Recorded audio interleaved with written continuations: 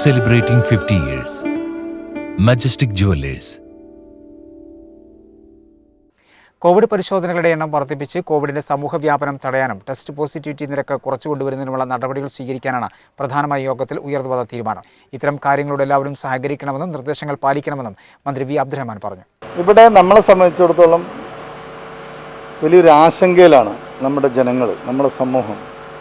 അതിപ്പോൾ ഞാൻ അവിടെ പറഞ്ഞു, വിദ്യാർത്ഥികളായാലും യുവജനങ്ങളായാലും പ്രത്യേകിച്ച് PG ഒക്കെ പഠിക്കുന്ന കുട്ടികൾ, അവരുടെ രക്ഷിതാക്കൾ, പ്രൈമറി തലം തൊട്ടുള്ള എല്ലാവരും, ഇപ്പോൾ വീട്ടമ്മമാർ, കുടുംബനാഥന്മാർ എല്ലാം അങ്കലാപ്പിലാണ്. എങ്ങനെ മുന്നോട്ട് പോകുമെന്നുള്ള വലിയൊരു ചിന്തയാണ്.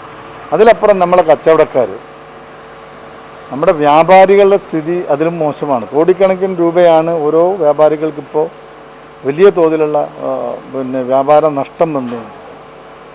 ഇത് പരിഹരിക്കണമെങ്കിൽ നിലവിലുള്ള ടെസ്റ്റിംഗ് സംവിധാനം കൊണ്ട് മാത്രമേ കഴിയൂ. രോഗികളെ കണ്ടെത്തുക, അതിന് ജനങ്ങൾ സഹകരിക്കുക. ജനങ്ങൾ എത്ര കണ്ട് സഹകരണം ഇല്ലാതാവുന്നു അത്രയും നമ്മൾ വർദ്ധിക്കും നമ്മുടെ സംവിധാനം. രോഗവ്യാപനം കൂടുകയാണ്.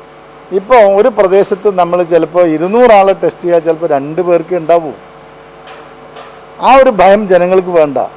ജനങ്ങൾ തയ്യാറാവണം ടെസ്റ്റ് ചെയ്യാൻ. അങ്ങനെ ടെസ്റ്റ് ഇപ്പോൾ നോക്കൂ, നമ്മുടെ തീരദേശത്ത് ഏറ്റവും കൂടുതൽ ടെസ്റ്റ് നടത്തിയാണ്. അവിടെ നമുക്ക് എത്ര കിട്ടിയത്? 2.5 ആണ് അവിടുത്തെ നിരക്ക്. അപ്പോൾ എല്ലാവരും ടെസ്റ്റ് ചെയ്തോടെ അവിടെ രോഗവ്യാപനം കുറഞ്ഞു. ഇവിടെ വീടുകളിൽ അങ്ങനെ അങ്കലാപ്പായിരിക്കാതെ അതാത് സ്ഥലങ്ങളിൽ ടെസ്റ്റ് ചെയ്ത് സ്വന്തം നമ്മൾ എന്ത് ചെയ്യുക, ആദ്യം നമ്മൾ സേഫാണെന്ന് വരുത്തുക. നമ്മൾ ടെസ്റ്റ് ചെയ്താൽ നമ്മൾ സേഫാണെങ്കിൽ ഓക്കെ, നമ്മൾ സേഫായി. അപ്പോൾ ടെസ്റ്റ് ചെയ്യുക, നമ്മൾ സേഫാകുക, ഇതാണ് ഏറ്റവും നല്ല മാർഗം. അപ്പോൾ ഒരു കൂട്ടത്തിൽ ഒരാളുണ്ടെങ്കിൽ അവരൊന്ന് മാറി സ്വന്തമായി റൂമിൽ മാറിയിരുന്നാൽ മതി. ഇത് കണ്ടെത്തിയാൽ ഒരു 7 ദിവസം സ്വന്തം പുറത്തിറങ്ങാതെ ഇരുന്നാൽ തന്നെ രോഗവ്യാപനമില്ല. അത് നമ്മളിപ്പോൾ തെളിയിക്കപ്പെട്ടതാണ്.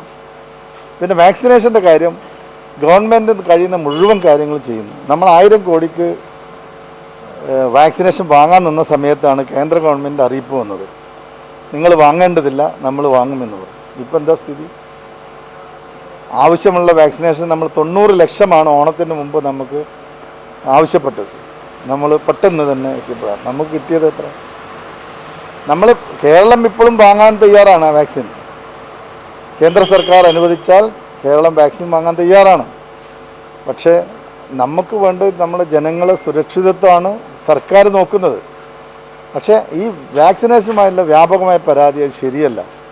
കേരള സർക്കാർ ആ കാര്യത്തിൽ ശക്തമായിട്ടുള്ള നിലപാടാണ് എടുത്തിട്ടുള്ളത്. എത്രയും പെട്ടെന്ന് ജനങ്ങൾക്ക് വാക്സിൻ എത്തിക്കുക എന്നുള്ളത് തന്നെയാണ്.